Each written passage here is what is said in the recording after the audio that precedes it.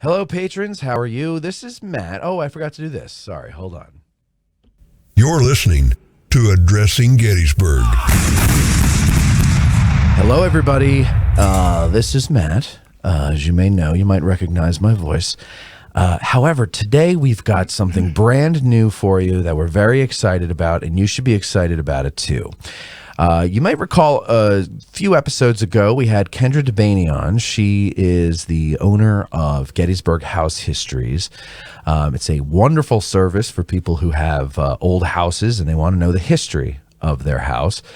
And we had such a good time with her, and you guys had given us such good feedback about the subject matter and her performance that we decided, you know what? Let's do something interesting that will not only enhance your education, but also entertain you, I'm sure, and just break up the monotony of having to listen to me and Eric. Boy, oh boy, that's got to be annoying. Right, Eric? Right, Matt. Okay. So we have Kendra Debany with us today. Hello, Kendra. Hello, Matt. And what are we going to do today? Well, tell us what we're going to do. Today we're going to talk about a house that's in the area that I'm sure a lot of you are familiar with. One of my recurring themes for these podcasts that I'm going to do for you, I'm going to talk about the battle beyond the borders. I want to talk about some of these houses that are just outside of the official park boundaries that a lot of people have seen, some they haven't seen, but things that have happened at some of these farms. Don't worry, we will talk about some of the battlefield houses along the way, and we're also going to talk about different aspects of different houses. So we'll talk about the houses, the owners, the barns, the farms, the fields, what kind of crops they were growing, architecture, property boundaries, different tips and tricks. Maybe things that they had in old houses that we don't have now, and why they had them, or we'll go through, or why they don't have closets. Oh yeah. Welcome to old home ownership. Yeah.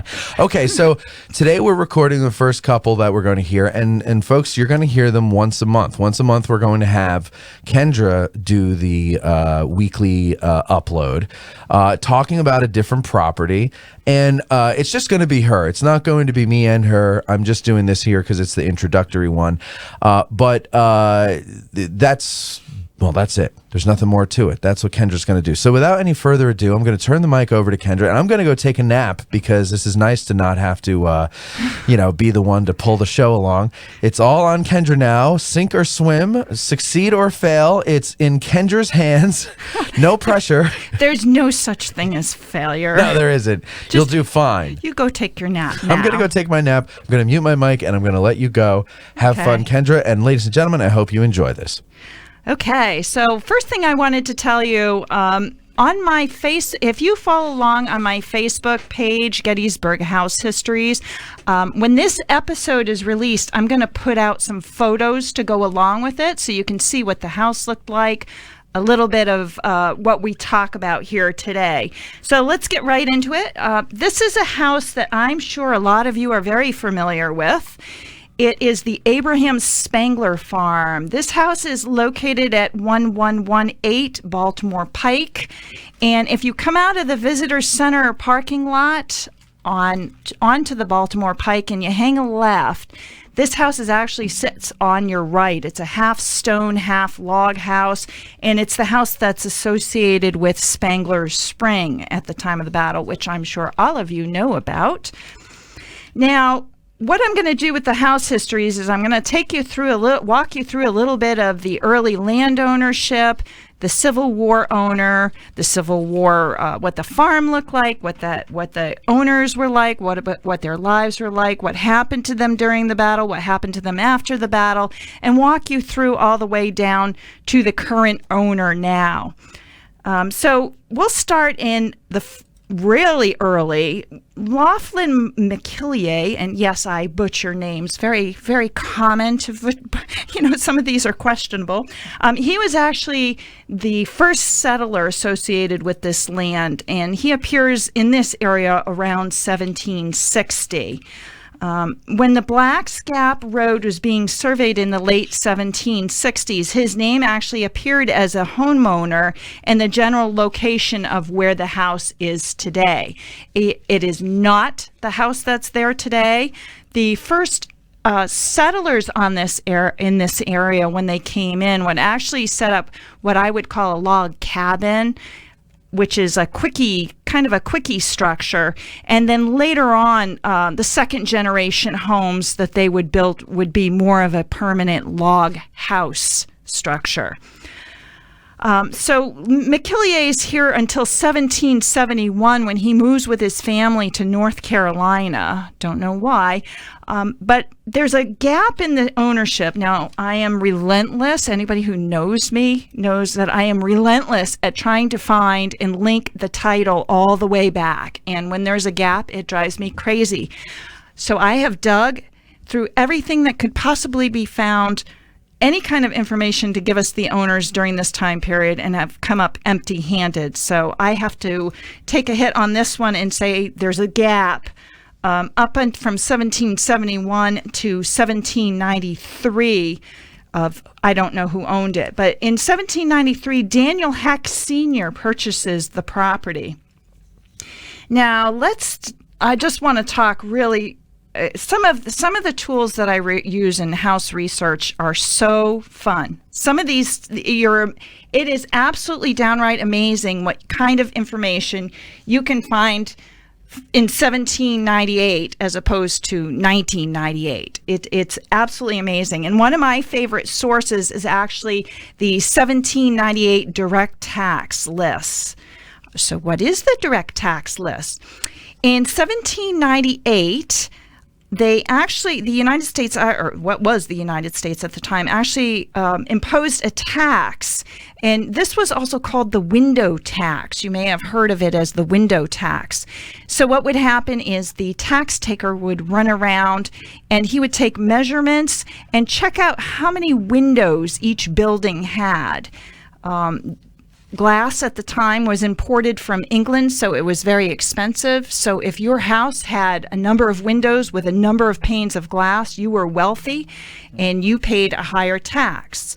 And this tax was actually to help pay for the debt caused from the American Revolution. So we were still carrying a heavy burden of debt from that time. I love this because not only did they tell you what kind of structures, they gave you the measurements, they gave you how many stories the house was, they told you about the outbuildings. So this is great. So on this property, Daniel Heck's property is described as having a house built of, quote, new logs, indicated as being 2 stories in height, having 5 windows and 12 panes of glass, and measuring 28 by 22 feet. He also had a kitchen made of old logs, measuring 18 feet by 16 feet, and a new log barn measuring 55 feet by 22 feet. The total amount of land he owned was 198 acres. So from this one source, I always say, and I said on my original podcast, being a house historian is a little bit like being a detective, and you take all of the clues and you put together the pieces of the puzzle to make an overall image of what the house was. So from this one source, I know that the log portion of the house that stands today was built sometime between 1793, when Heck first took over ownership of the land, and 1798, when this direct tax was taken. And how do I know this? I know this because the direct tax states that it was built of new logs as opposed to old logs. New logs indicates that the house and the barn were recently constructed, and old log first period cabin that we talked about. Now, for anyone who listened to my first podcast at the end of January, I explained to Matt how some of the owners often reused their earlier log houses as summer kitchens. In many instances, they simply built a new house up against the original log house, But in other circumstances, they would move the log house from its original location and place it up against the new house. I think this is probably what's going on, that they're reusing the original log cabin and building this new log house. So just to reiterate on that, the log structure that stands on the house that's out there today was built sometime between 1793 and 1798. Now, here's something interesting. Daniel Heck Sr. actually operated this house as a tavern. So in 1800, he acquired a tavern license.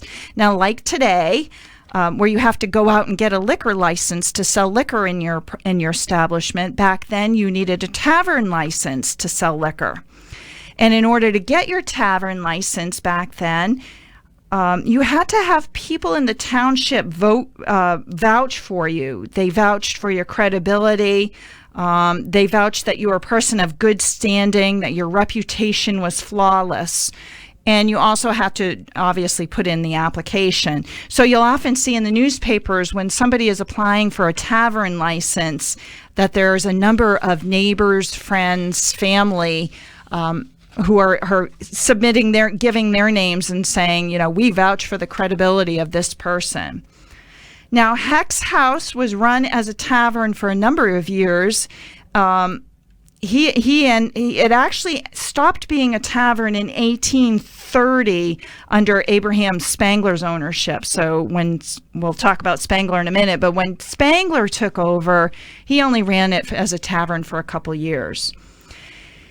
Daniel Heck died in December of 1824, and the property was seized by the sheriff to pay his debts. Unfortunately, Daniel Heck liked to invest in real estate and perhaps wasn't quite as financially savvy as he thought he was, and he ran into a lot of financial problems. So his intention was to leave it to his sons or have his sons.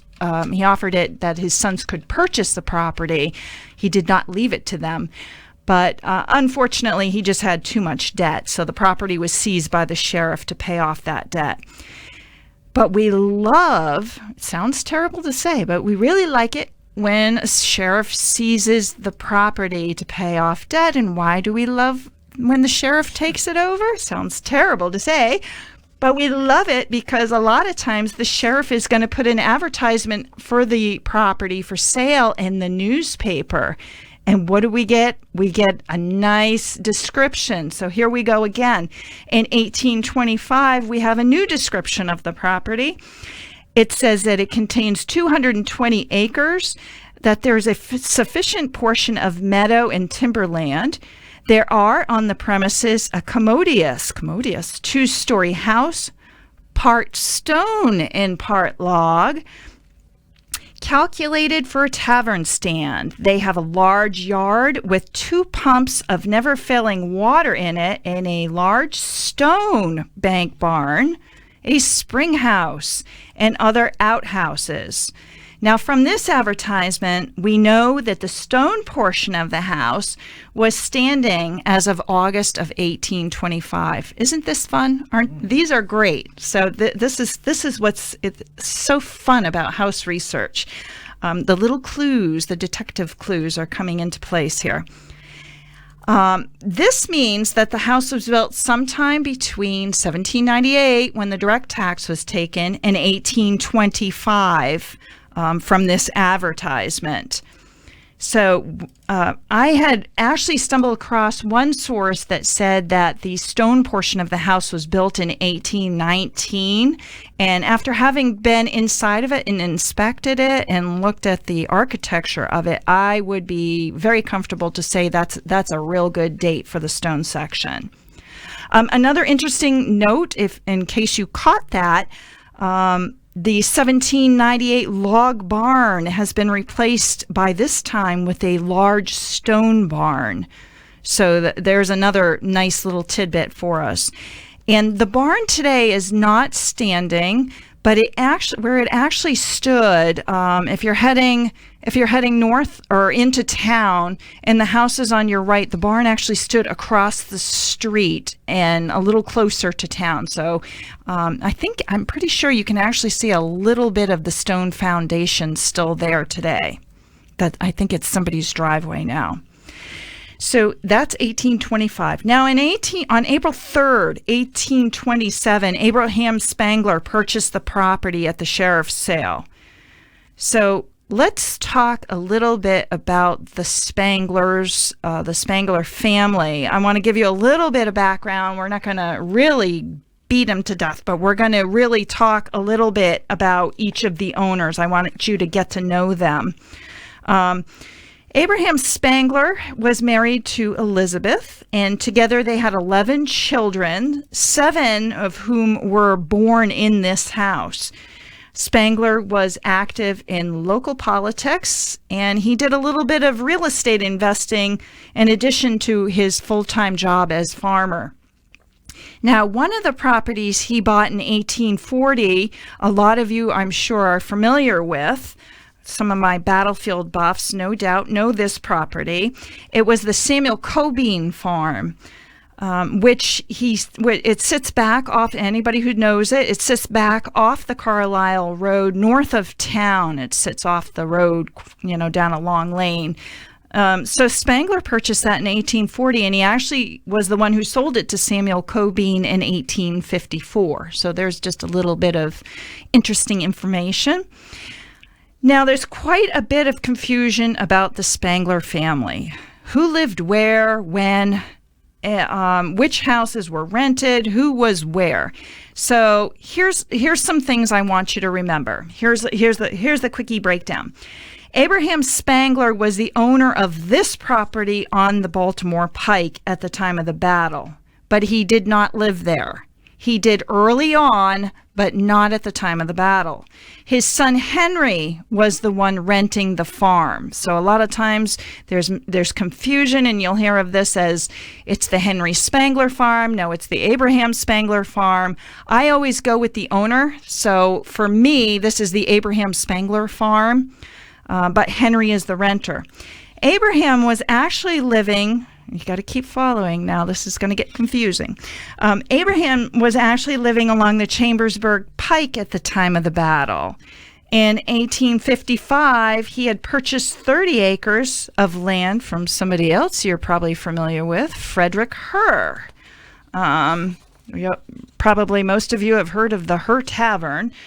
This land, the 30 acres that he bought, actually was on the opposite side of the pike from the Herr Tavern and down the hill, closer to Willoughby's Run, but not on Willoughby's Run. So at the time of the battle, that's where Abraham Spangler was living. Now, moving on to another Spangler here. At the time of the battle, Henry actually owned the Spangler's farm along the Emmitsburg Road behind the Sherfy house that everybody's familiar with that one as well. He rented this out. I believe the renter was Eckenrode at the time of the battle. So Henry is living on the Baltimore Pike. Abraham is living on the Chambersburg Pike, and the Henry Spangler farm on the Emmitsburg Road is being rented out. The Emmitsburg Road property, Henry had actually purchased from the Plank Estate in 1862. So this was a new purchase for him shortly before the battle. He actually purchased it from his wife's, from his father-in-law's estate. Okay, so to recap, it's Abraham Spangler owns the Baltimore Pike property. Henry's renting. Abraham's on the Chambersburg Pike. Henry owns the battlefield farm, but it's being rented. So maybe another episode we might go into detail, and I'll tell you a little more about the history of the Henry Spangler farm. That might be an interesting topic for another show. Okay, back to the Baltimore Pike Spangler farm. When did Henry start renting? Well, records seem to indicate that it was shortly after Abraham purchased his Chambersburg Pike land in 1855. Henry got married, right? I want to say it was 1855 that he got married. and he moved into the property. For a year, he actually rented the farm with his brother Elias, but Elias ended up moving elsewhere, and it was just Henry rented the entire house. So what do we know about Henry Spangler? He was born in 1830, and he was married to Sarah. She was, as I just said, a plank. They had 8 children, 4 of whom would be born after the battle.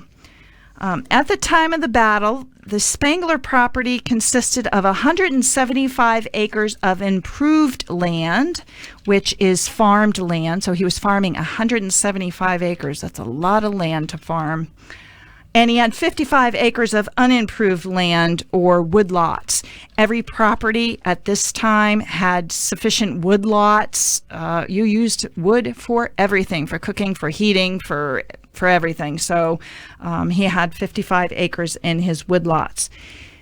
Henry Spangler was a highly productive farmer. This land was, his amounts on the agricultural census are really outstanding. So this land was in a really high state of cultivation at the time of the battle. Some of the farmers on the agricultural census, they're barely scraping by, but Henry was doing really well for himself.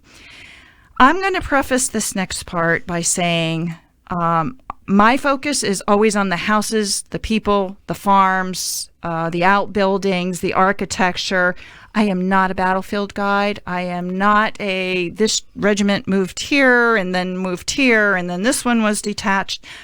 So for information on the Spangler farm, I suggest you read, there's a bunch of books on it. Ask a guide.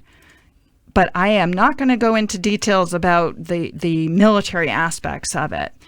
I couldn't even if I wanted to. So, but I will say, we're going to talk about the Battle of Gettysburg, what happened to the farm, the people, the owners, their fields, their livelihood. When the Battle of Gettysburg took place, Abraham Spangler's farm, as a lot of you know, was just smack dab in the middle of the chaos. Troops were being rushed back and forth along the Baltimore Pike. The fighting was taking place on a huge portion of his farm. The house pretty much was in a very dangerous position, and it was a very, very hot place to be. The specific details of what the family did or where they went is unknown. This is kind of common. If you have some good oral histories or they talk about it a lot in their damage claim, you can kind of find out where people are moving around to. But otherwise, what I do is I take the information that I've learned from researching other properties and to put together what was going on at the time of the battle for this family. When did they leave? What did they see? Where did they go? So most likely, I'm going to say that this family left the farm on the second day of the battle, which seems to be the case with what I've seen with families in the general area. On the first, they knew there was a fight coming, but they probably felt safe enough to stay around. They may have left late on the night of the first, after the day's fighting, or first thing in the morning on the second would be my guess. And let's remember, all of the Spangler children are really young. The oldest at this time is only 6 years old, so you certainly don't want to be stuck behind with a bunch of really young children and soldiers entering your house and cannonballs flying into it. So I've heard various stories through the years, and I always say it takes a special degree. They need to create a new degree out there. It takes a special degree to weed out the fact from the fiction. On some of these stories, they're crazy. One story said that an old deaf man stayed in his basement, stayed in the Spangler basement throughout the battle, and he had no idea what was going on because he couldn't hear anything. I don't know who this is. I don't know. That one it's just something I've heard.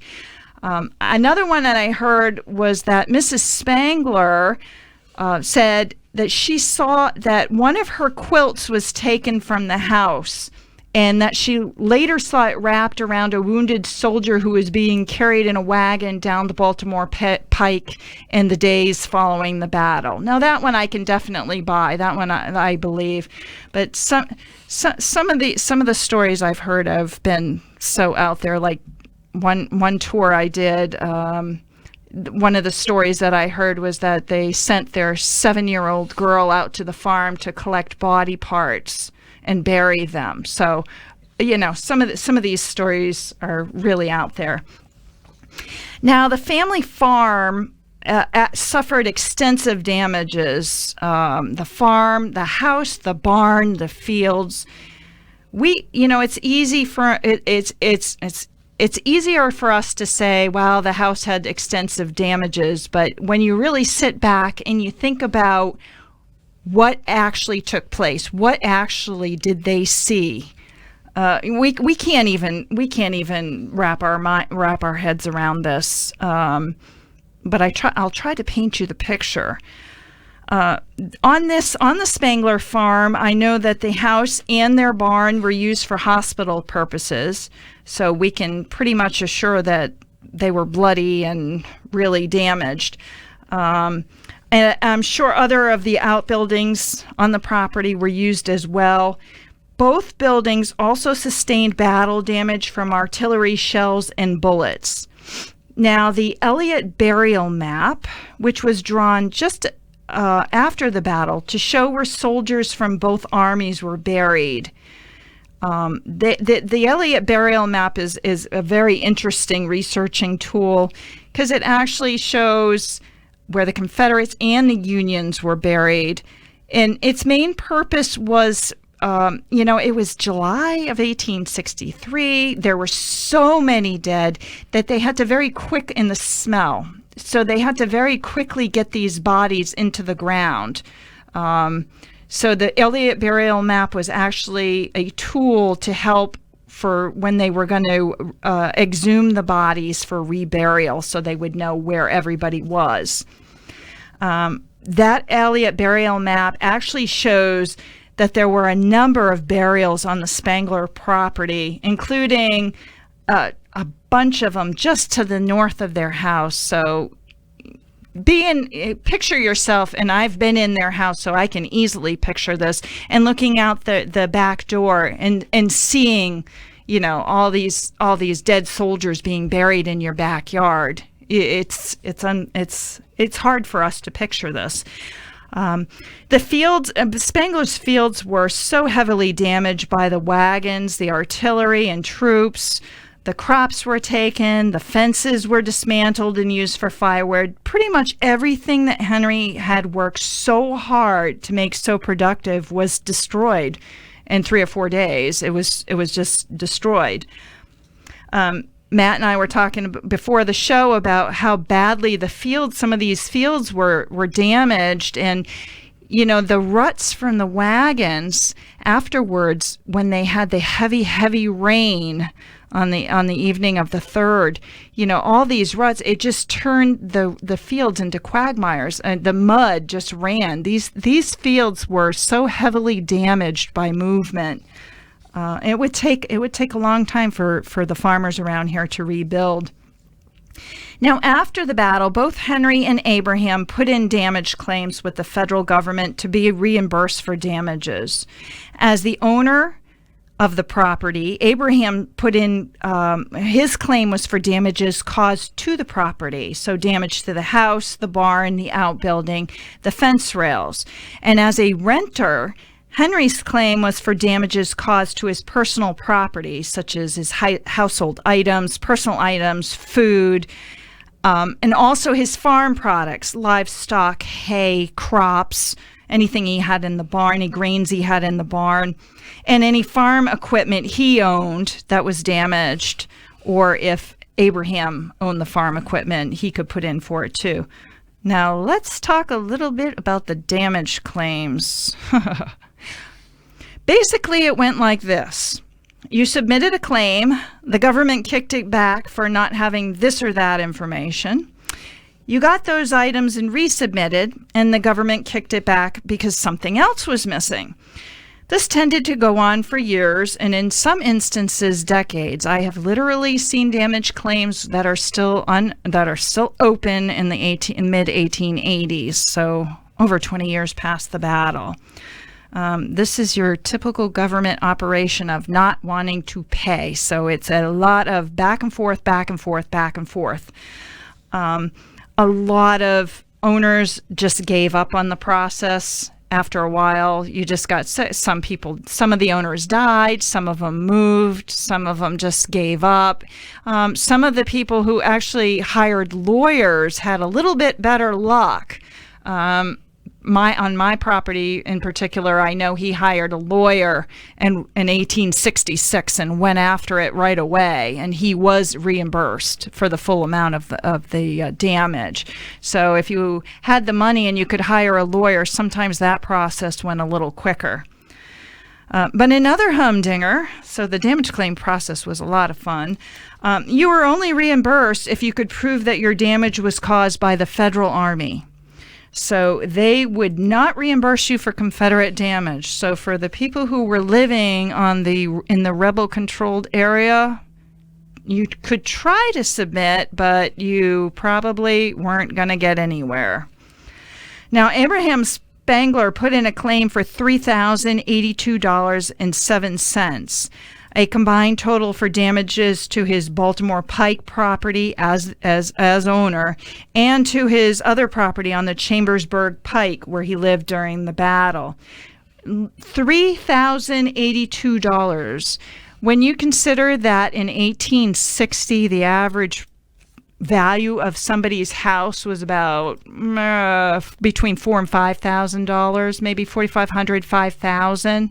That's an obscene amount of damage to a property. So that gives you a little bit of an idea of just how bad this was. Now, Abraham, since his Chambersburg Pike property was in rebel-controlled territory, you can bet he didn't get a cent of that portion of his claim. In 1871, he was awarded $2,633, which is a very significant award considering the fact that a lot of people were not awarded anything for their losses. A lot of people couldn't prove it. A lot of people gave up on it. So he got a pretty big award. So he put in for $3,082 and he got $2,633. Let's talk about awarded, because there's a lot of confusion. Everybody thinks, well, that's the amount of the check. No, just because someone was awarded a certain amount, it does not necessarily mean that that's the amount of compensation they received. Awarded refers to the amount of the damages that were approved as losses, so that they were proved and approved that the values were correct. Are we confused yet? Okay, now Henry put in his claim for $1,908.23, a combined total for personal damages at the Baltimore Pike property where he was a renter and owner damages to his other property on the Emmitsburg Road. In 1871, he was awarded $1,279.23, which is also pretty significant. But again, these farms were hit really hard. Unfortunately, I do not have the specifics of exactly how much they actually got in cash. I don't have that information, but their damage claims are available at the National Archives in Washington, D.C. if somebody wants to take a field trip. Let's talk a little bit now. That's battle. Let's talk after the battle. Life went on for the Spanglers. Pretty much everybody in this area. What were you going to do? You had to pick up and move on. You depended on your neighbors. You depended on your church to move on. It was a rough year. But Henry Spangler, he rebuilt, replanted, fixed the damage to the houses, and everybody tried to get back to their normal life. Tragedy struck the family just a couple months after the battle. On September 8th, 1863, Spangler's daughter, Anna, passed away at just 3 years old. She died of brain fever, so it's an old-time term, which actually meant like meningitis or typhus. There's actually a lot of speculation that battle-related disease caused a number of deaths following the battle. Quite a number of people died of typhus, especially when you go into the Evergreen Cemetery burial records, which are another wonderful source. There's a lot of people who died in that August, September, October time period, and a lot of typhus deaths. So the theory seems to be that a number of the wells were poisoned or polluted during the battle, and that's what caused so much death. But it could be that typhus was just making the rounds, as old-time diseases did back then, scarlet fever, consumption, that type of thing. We just don't know. In 1869, Abraham's son Levi actually took over renting the farm and would continue to do so until his father's death. So all of this time, from 1827 on, we're still under Abraham Spangler's ownership. So he owns throughout this entire period, up until his death on May 23rd, 1876. At 5:30 p.m. He died as the result of a fall. For the ghosties out there. It was exactly 5:30 p.m. We don't have any details on the fall. I don't know. Again, it's those wonderful Evergreen Cemetery burial permits that helped us out with that cause of death. We don't know what it was exactly, but he fell and died, maybe down the stairs. The property at that point transferred into his estate to await settlement. And on March 24th, Spangler sold the farm to Samuel M. Bushman for $6,000. So since we have to keep our program here at a kind of reasonable length, and, I could talk about old houses and their owners forever and ever, I'm going to try to just quickly give you some of the highlights about the Bushman family, because these next owners from 1881 on this was some really interesting things that they did.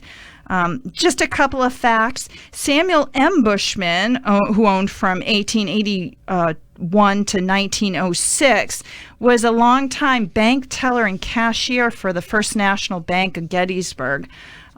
He was involved in a lot of various financial positions in the community, served on a number of committees. An interesting fact about Samuel Bushman, in 1899, he built the Masonic building on the Diamond in the Borough. This is actually the building that sits next door to the David Wills house. So downstairs today, I think it is a secondhand clothing store. He actually built that building. Here, another fun thing about Samuel Bushman is an article in a newspaper that I found in November of 1885 tells a really interesting story of one of Samuel Bushman's bulls charging a party of battlefield visitors who happened to be on his part of the field. The party happened to include many distinguished individuals, including General Winfield Hancock. Now, at the time of the visit, Hancock was the senior major general of the United States Army. And the writer of the article in the newspaper jokingly said to Hancock, "We can assure the gentlemen that their bovine acquaintance does not represent the kind of hospitality they would have received from his master."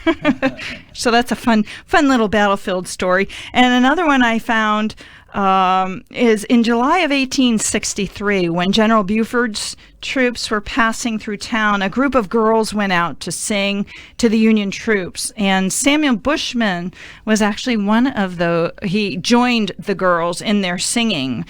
They're actually, you've probably maybe heard of them, called the Girls of 63. Now, on the evening of July 8th, 1903, in celebration of the 40th anniversary of the battle, the Girls of 63 sang again, and this time for the citizens of Gettysburg. who turned out to hear them. And Samuel Bushman once again lent his voice and sang alongside them that evening. So that's a neat little, I love the little facts like this. On January 11th, 1906, Samuel Bushman transferred the property to his brother William. By this time, the property had been cut down to 15 acres. So at one time, we were hovering around 200, 220. Over time, Samuel Bushman, throughout his ownership, sold off a lot of the land. He sold most of it to the battlefield. He cut off chunks of it. So it was under Samuel Bushman's ownership that the property really got cut down. So 1906, it's now 15 acres. What about William Bushman? Just again, some fun facts. He was a painter by trade, and in 1907 was awarded a contract to paint the towers on the Gettysburg battlefield. He would, again, in 1912, get the contract to paint them. He also had a contract in 1909 to paint the exterior of the Eagle Hotel in town. So Eagle Hotel was very well known. And he painted it cream with green trimmings, in case you're interested to know the color scheme. And he was also hired to paint the, quote, new St. James Church on York Street, which was new in 1912. In 1913, so this guy was kind of an interesting guy. In 1913, he actually left town and began his journey to Panama, where he worked with contractors to help finish the Panama Canal. So that's a nice little interesting fact about the owner of this house. On September 21st, 1918, William Bushman sold the property to his daughter, Blanche Christ. The property at this point had now been cut down to 2 acres. So again, more land is being sold. The property is now down to 2 acres. And that is actually, I believe, what it is today. Blanche's husband, David Christ, lived a very interesting life. He was the secretary, inspector, and representative of the State Department of Health for Gettysburg. What a job during the 1918 Spanish flu outbreak. He's mentioned all the time in the newspaper as dealing with the flu.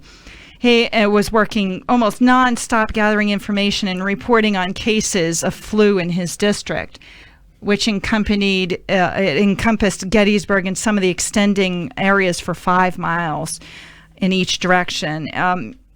In 1921, David Christ actually resigned his position as the health officer and secretary of the Gettysburg Board of Health, and just up and changed his whole profession and decided to become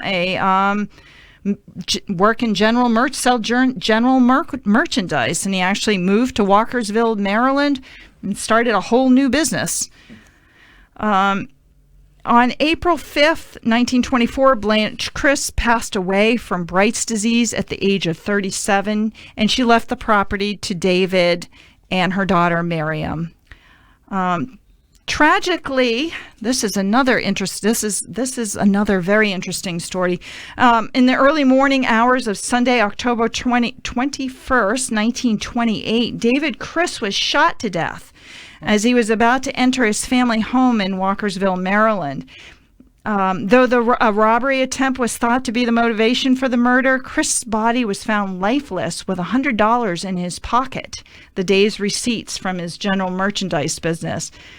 Immediately after he was shot, neighbors heard Chris shout out, "Why did you do this?" as if he knew who his assailant was.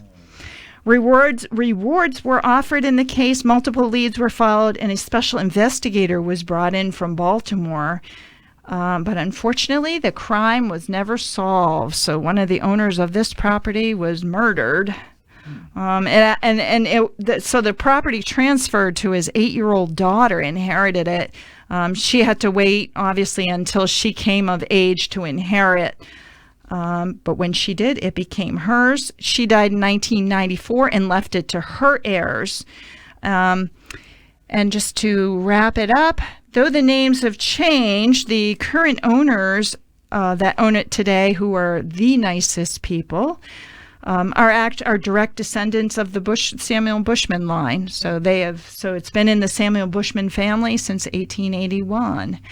And that is basically the top to bottom quickie history on the Abraham Spangler farm. So I hope you've really enjoyed this episode. It was a heck of a lot of fun for me. If you have questions, send me a shout on my Facebook page at Gettysburg House Histories. And if not, well, we'll be sure to talk to you next time. Take care. Perfect. Bueno. Great job.